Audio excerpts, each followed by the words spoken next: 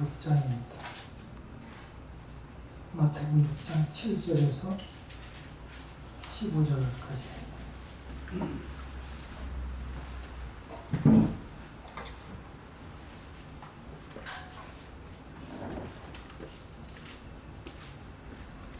마태복음 6장 7절에서 15절까지 함께 읽겠습니다. 6장 7절입니다. 시작. 또 기도할 때 일반인과 같이 중언부언하지 말라. 그들은 말을 많이 해야 들으실 줄 생각하느니라. 그러므로 그들을 본받지 말라. 구하기 전에 너희에게 있어야 할 것을 하나님 너희 아버지께서 하시느니라. 그러므로 너희는 이렇게 기도하라. 하늘에 계신 우리 아버지여, 이름이 거룩히 여김을 받으시오며 나라가 임하시며 뜻이 하늘에서 이루어진 것 같이 땅에서도 이루어지이다. 오늘 우리에게 일용할 양식을 주시옵고 우리가 우리에게 죄진 자를 사하여 준 것같이 우리 죄를 사하여 주시옵고 우리를 시험에 들지 말게 하시옵고 다만 악에서 없으소서. 나라와 권세와 영광이 아버지께 영원히 있사옵나이다. 아멘. 너희가 사람의 잘못을 용서하면 너희 하나님 아버지께서도 너희 잘못을 용서하시려니와 너희가 사람의 잘못을 용서하지 아니하면 너희 아버지께서도 너희 잘못을 용서하지 아니하시리라. 아멘. 세 시간에 걸쳐서 주기도문에 대하여 말씀을 나누려고 합니다. 우리가 살아가면서 여러 가지 일을 만나게 됩니다. 일이 있을 때마다 부모들은 자녀들의 건강을 위해서 또한 자녀들이 합격하기 위해서 기도를 간절하게 합니다. 또한 내 자신이 하나님 앞에 설 때도 어려운 일이 있을 때는 크게 소리 지르며 또는 하나님께 간절히 살려주세요, 도와주세요 기도합니다. 이러한 많은 순간순간 상황에서의 기도들은 하나님께서 다 들으십니다. 중요한 것은 우리가 하나님을 부를 수 있다는 것입니다. 하나님의 자녀이기 때문에 하나님께 의존하는 것입니다. 오늘 기도와 또 하나님께서 우리에 대한 그 응답, 그것을 주기도문을 중심으로 은혜를 나누어 보고자 합니다. 먼저 하나님께서는 기도하실 때에 하늘에 계신 우리 아버지여 이렇게 부르라고 말씀하셨습니다. 여기서 하늘에 계신다는 뜻은 저 위에 허공의 스카이를 이야기하는 것이 아니고 하나님께서 계시는 모든 공간, 영어로는 헤븐이라고 하는데요. 하나님께서 계시는 모든 공간을 얘기합니다. 그래서 하나님께서는 산에도 계시고 또한 들에도 계시고 또한 내가 일하는 직장에도 계시고 또한 성전에도 계시고 또한 우리 마음에도 계십니다. 그 장소, 하늘 높은 곳을 생각한다면은 하늘을 생각한다면은 가장 가까이 있는 새나 또한 산에 있는 사람들의 말이 가장 잘 들리겠죠. 그리고 만약에 공중을 향하여 기도한다면 목소리가 가장 큰 사람들이 가장 유리하겠죠. 근데 오늘 보는 본문 앞에서 보면 너희는 기도할 때에 골방에 들어가서 기도하라는 말씀이 앞에 나와 있습니다. 결국 하나님께서는 골방에도 계시고 우리가 있는 어느 곳에든지 계신다는 소위 하나님의 무소부재하심, 하나님께서 전지전능하심, 그 사실을 먼저 우리가 믿으라는 사실입니다. 하늘에 계신 하나님, 우리가 너무 예배 때마다 자유스럽게 부르짖지만 우리가 늘 저 공중에 계신 하나님으로 생각하는 때가 많이 있습니다. 하나님은 그곳에만 계실 수가 없습니다. 솔로몬 왕이 성전을 지을 때 이렇게 고백했습니다. 이제 성전을 짓기 전에 하나님께서 그 성전에 설계도를 다 그려주셨고, 하나님께서 또한 여러 나라를 통해서 거기에 들어가는 돌과 흙과 또는 백향목과 여러 은과 금과 많은 약 15만 3천 명에 해당되는 그 일꾼들, 그 모든 것을 주시는 분이 하나님이시라는 사실을 고백합니다. 다른 나라 왕이 왜 그걸 짓느냐고 물어봤을 때 솔로몬은 이렇게 고백했습니다. 하늘과 하늘의 하늘이라는 줄을 용납하지 못하겠거든 내가 누구이기에 어찌 능히 그를 위하여 성전을 건축하리요 그 앞에 분향하려 할 따름이니라. 그러니까 하나님께서는 너무 크시고 너무 방대하셔서 우리가 지은 성전에 계실 수 없기 때문에 단지 우리는 그 성전을 지어놓고 그 앞에서 제사 드리려 하는 겁니다. 나의 신앙 고백을 얘기한 거예요. 그래서 우리는 하나님을 바라볼 때에 늘 저 위에 계신다고 생각하지 마시고 우리 곁에 계시는 하나님을 의식하시기 바랍니다. 하나님이 크시다는 것은 어떤 몸집이 크다는 것이 아니고 하나님께서 언제나 어느 곳에든지 계신 그런 하나님의 속성을 말씀하신다는 사실을 기억하시기 바랍니다. 하나님께서는 이제 모든 재료를 다 공급하시고 솔로몬에게 모든 영광을 누리게 하셨을 때 솔로몬이 마지막으로 고백한 말이 그것입니다. 내가 입은 모든 것으로도 하나님께서 들에 핀 백합화를 입힌 것만큼 못하다라고 고백하였습니다. 하나님께서는 우리가 기도할 때 우리가 할 것을 다 아신다고 말씀하셨습니다. 따라서 우리는 먼저 그 하나님께서 존재하심, 하나님께서 진정으로 우리와 다른 존재, 우리와 달리 너무너무 크시고 존귀하시고 높으신 분이라는 사실을 우리 가슴으로 인정하는 것이 정말 중요합니다. 그랬을 때 우리의 예배가 달라지는 것입니다. 두 번째는 우리 아버지여 이렇게 부르라고 하셨습니다. 하나님은 누구의 아버지가 아니고 하나님을 이렇게 아버지로 고백하는 사람들의 아버지인 것입니다. 하나님께서는 무슨 특별한 직책, 무슨 특별한 자리를 가진 그러한 분들의 아버지가 아니고 하나님을 아버지로 모시고 또 예수께서 나를 위하여 십자가를 지셨다는 사실을 고백하는 모든 형제들의 하나님이라는 사실을 알려주고 있습니다. 하나님께서는 우리를 또 특별히 다른 분이 아니라 아버지라고 하는 것은 가족관계처럼 늘 함께 계시고 아무런 어떠한 허물도 다 받아줄 수 있는 분이라는 사실을 말씀해주고 있습니다. 늘 우리의 보호자가 되시고 늘 함께 계시며 아버지가 나를 낳은 것처럼 나와 늘 함께 계신다는 사실을 말씀해주고 있는 것입니다. 요즘은 이상하게 돼서 아버지 하나님이 아니고 어머니 하나님이라고 얘기하는 데도 있더라고요. 그러니까 참 살다 보니까 별 사람들이 다 있는데 하나님을 아버지 하나님이라고 하니까 어머니 하나님이라고 또 하면서 종교를 만들어서 지금 설교를 아주 잘하고 있어요. 그러니까 그 어머니라는 부분만 빼면은 너무 좋아요.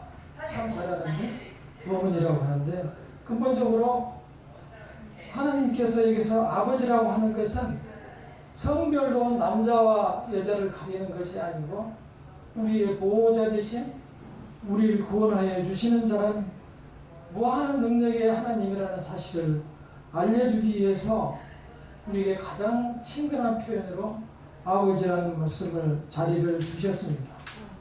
우리는 그 하나님을 부르시면서 기도를 하시기 바랍니다. 기도할 때마다 우리는 그렇죠. 왜 하나님께서는 안 들어주실까? 왜 나에게 자꾸 실망을 주실까? 오늘도 행사를 해야 되는데 왜 이렇게 비가 올까?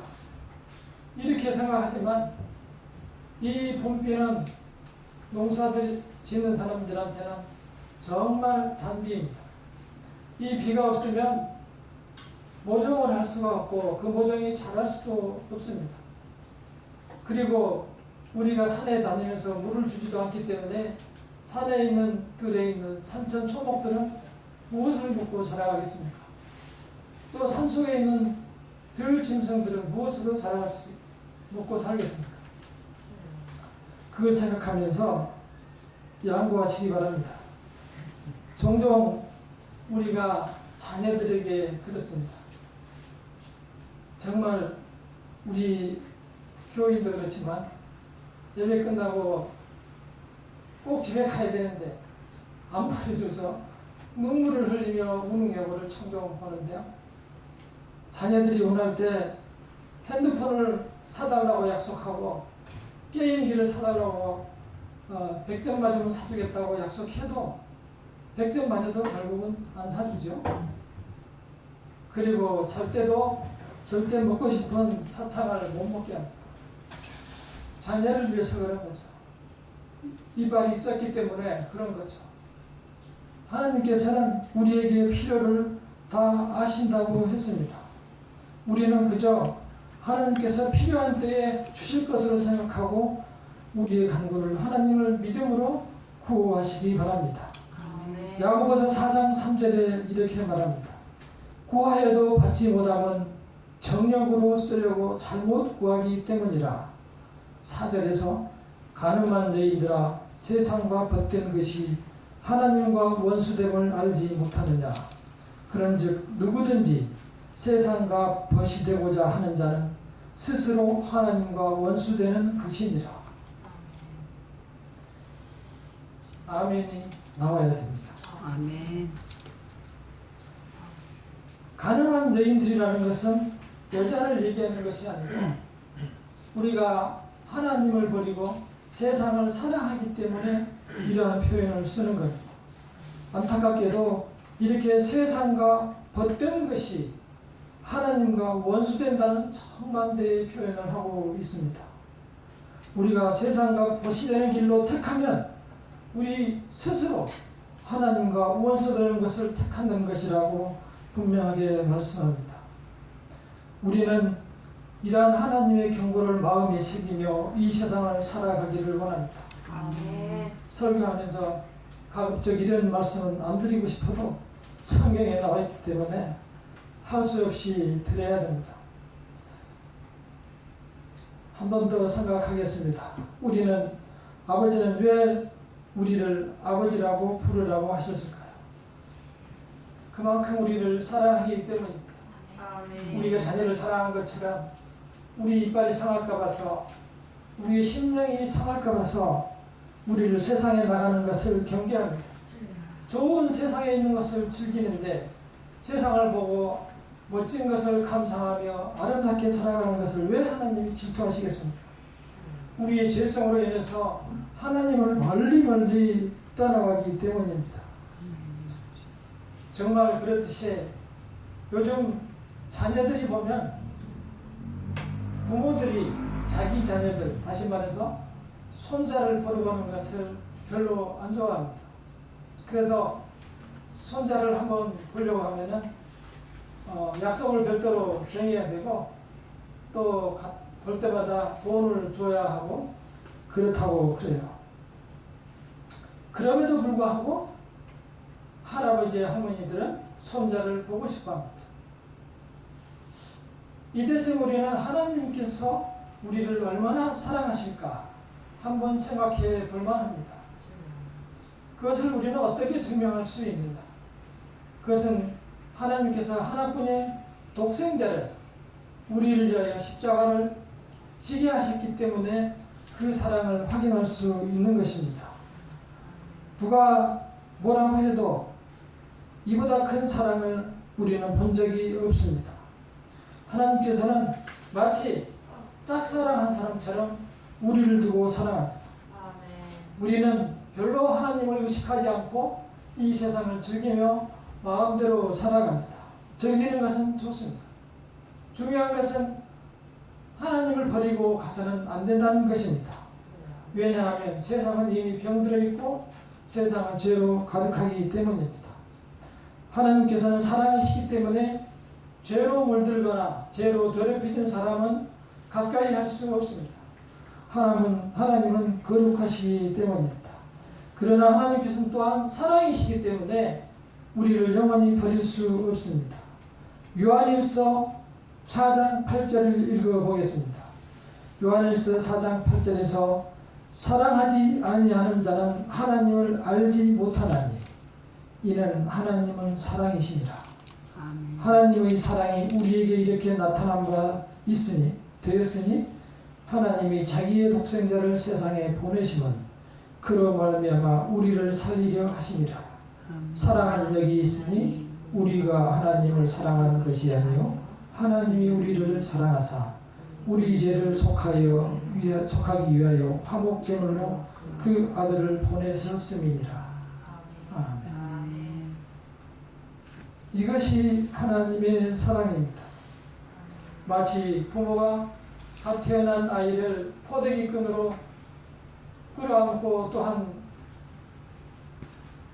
그 아이를 안고 다니듯이 하나님께서는 사랑의 끈으로 우리를 붙들어 매시고 늘 우리를 그 안에서 살게 하시는 겁니다. 비록 우리는 세상에 찌들어 살아가지만 하나님께서는 불꽃 같은 눈으로 우리를 지키고 우리를 늘 바라보고 계십니다. 세상은 병들었고 세상에는 죄가 가득하고 무정하고 무심한 사람들로 가득합니다. 어저께 여기 위에 학교 앞을 올라가다 보니 버스와 택시가 마주보고 한참 서 있더라고요.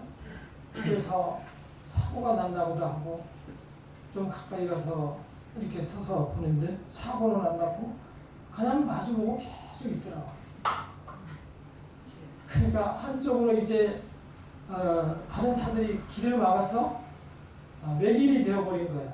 외길에서 버스와 택시가 만났습니다.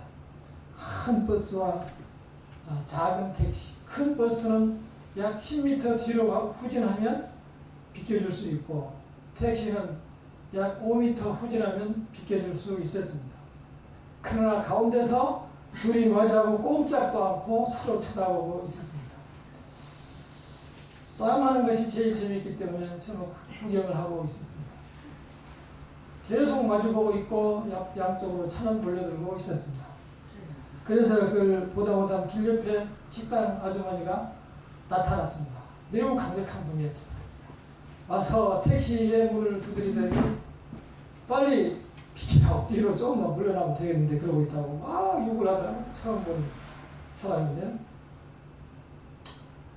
아주 여기서 할 수 없을 만큼 심하게 욕을 하더라고요. 다른 사람을 쳐다보니까. 그러나 택시는 꼼짝하지 않았습니다. 한참을 더 그러고 있었습니다. 보다 못해서 그런지 저 멀리서 또 할아버지 한 분이 와가지고 택시한테 빨리 나가라고 이렇게 손으로 표시했습니다. 여전히 꼼짝하지 않았습니다. 그러더니 그 할아버지가 확 그랬어요. 다시 버스 보고 뒤로 물러나라고 해서 버스가 후진해서 결국은 택시가 지나갔습니다. 그 과정에서 할아버지와 그 식당 아주머니 두 분 택시와 버스 기사님들이 계셨는데 누가 이겼습니까? 택시기사. 아무도 이긴 사람 없어요. 그날 돌아와서 모두 기분 나빴을 거야. 그러나 사실은 다 패자예요. 조금만 뒤로 5m만 물러났으면 그렇게 기분 나쁘지 않았을 텐데. 그 버스 기사도 마찬가지예요. 조금만 후진했으면 비켜줄 수 있어요. 그 아주머니도 식당에서 나와가지고 부탁하거나 이렇게 좋은 말로 했으면 되는데 나와가지고 처음 보는 사람한테 그 XXX 세 마디를 아주 심하게 이렇게 사용을 하시더라고요. 그래서 모든 사람들이 자기중심적으로 매우 무정하고 매우 굳어있는 세상이다. 우리가 그 상황에 똑같이 처할 수도 있습니다. 그래서 그 기사의 자리에 내가 있었으면 어떻게 됐을까 생각해 보았습니다. 저 역시 장담할 수 없습니다. 우리의 마음은 여전히 굳어서 살아갑니다. 세상이 그렇게 만들기도 했고 내가 그렇게 그 길을 선택하기도 했습니다. 우리는 하나님의 사랑에 거하지 않으면 아무 어떤 것을 남한테 주어도 우리 자신은 하나님의 사랑으로 거듭날 수 없습니다. 이 하나의 예로서 마치고자 합니다. 지난주에 저의 사랑하는 조카가 아이돌 그룹에 데뷔를 했습니다. 하루 만에 400만 뷰를 했었는데 우리 교회는 약 2주일 돼도 한 150명뿐이 안 들어갔지만 그 아이돌 그룹이 음악을 올려놓으니까 하루 만에 400만 명이 접속을 했더라고요. 근데 그게 중요한 게 아니고 너무 기뻤는지 동생이 저한테 전화 왔더라고요. 이렇게 동영상을 보내면서. 그래서 제가 이제 축하를 해주고 그동안 고생 많았다라고 하니까 울먹이면서 말을 못하더라고요.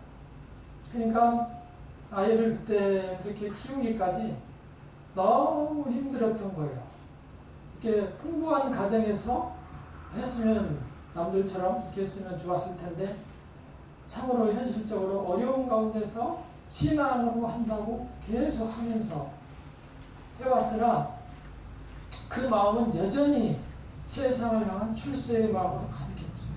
그래서 이럴 때 자고하지 말고 하나님을 생각하라 라고 싶었지만 참으로 깨어있는 것 같아서 얘기 않고 그 영화를 보려면 건강관리 사람에서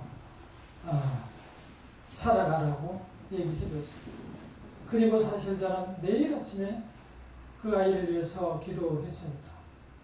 하나님께서는 때를 알지 못하지만 우리가 기도하면 준비하신 때에 축복해 주실 것으로 믿습니다.